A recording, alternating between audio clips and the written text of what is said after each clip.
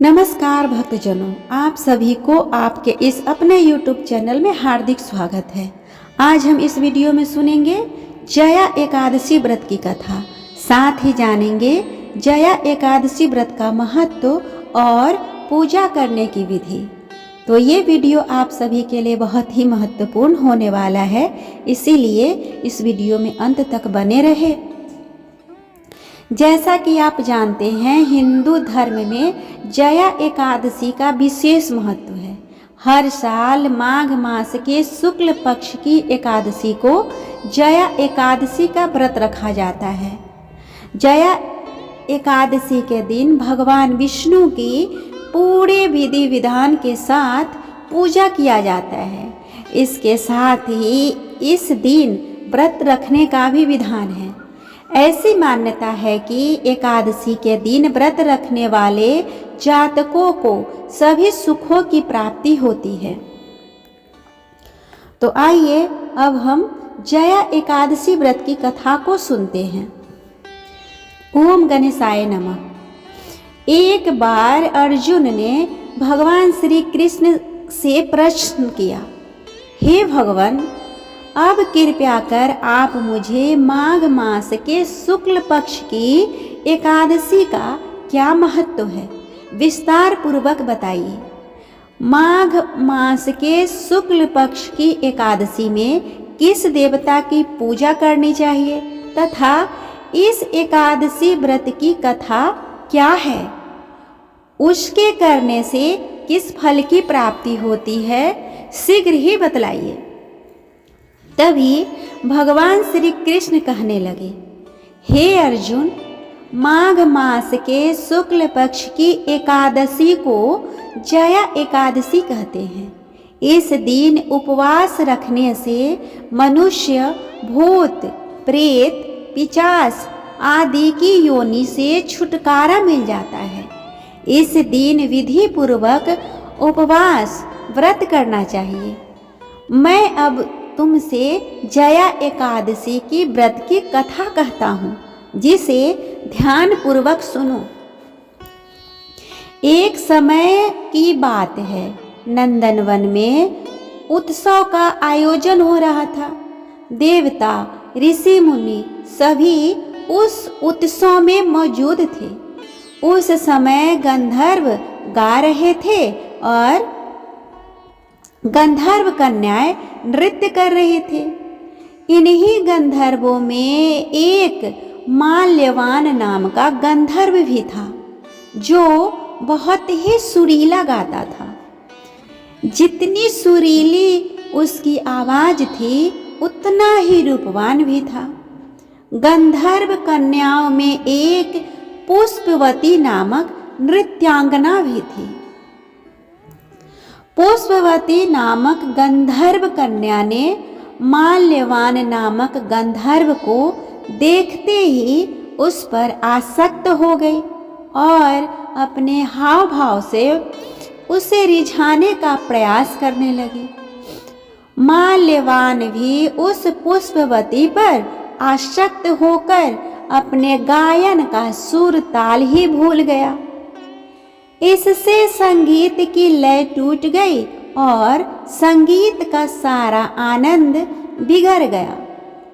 सभा में उपस्थित देवगणों को यह अच्छा नहीं लगा।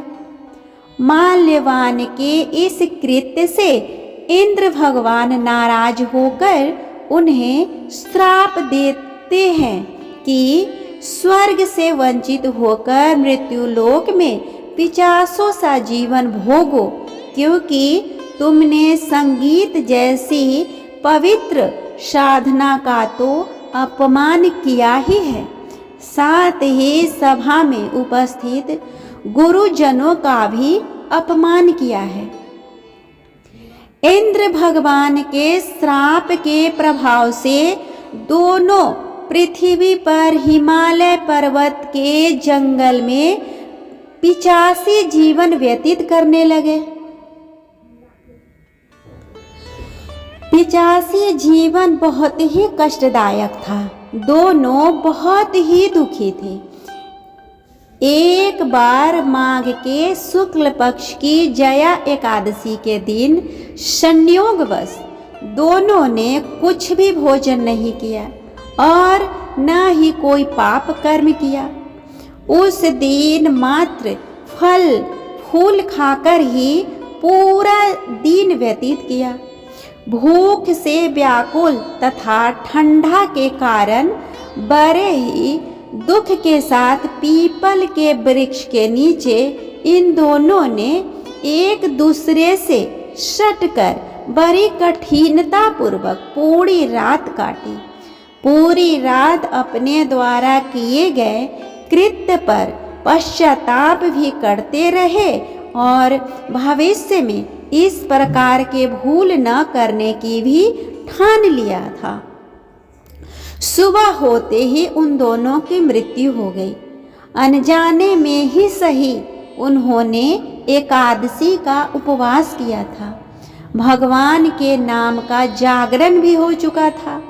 परिणाम स्वरूप प्रभु की कृपा से इसकी 50 योनि से मुक्ति हो गई और पुनः अपनी अत्यंत ही सुंदर अप्सरा और गंधर्व की देह धारण करके तथा सुंदर वस्त्रों तथा आभूषणों से अलंकृत होकर दोनों स्वर्गलोक को चले गए।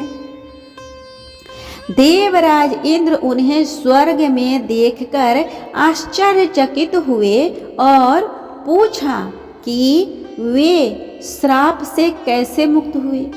तब उन्होंने बताया कि भगवान विष्णु की उन पर कृपा हुई है। इससे अनजाने में ही माघ शुक्ल पक्ष की एकादशी यानी कि जया एकादशी का उपवास हो गया, जिसके प्रताप से भगवान विष्णु ने हमें 85 जीवन से मुक्त कर दिया। कुछ इस तरह से जया एकादशी का व्रत करने से भक्त को पूर्व में किए गए पाप कर्मों से मुक्ति मिलती है। इस तरह हमने सुना जया एकादशी व्रत की कथा। उम्मीद करती हूँ आप सभी को ये व्रत कथा पसंद आया होगा। अगर अच्छा लगे तो प्लीज़ मेरे वीडियो को लाइक और शेयर करें, साथ ही मेरे चैनल को भी सब्सक्राइब कर लें और बेल आइकन को दबाना ना भूलें, ताकि जब भी मैं इस तरह का वीडियो अपलोड करूं उसका नोटिफिकेशन सबसे पहले आपको मिले। तब तक के लिए श्री हरि विष्णु आप सभी पे अपनी कृपा बनाए रखे। ओम नमो भगवते वासुदेवाय नमः।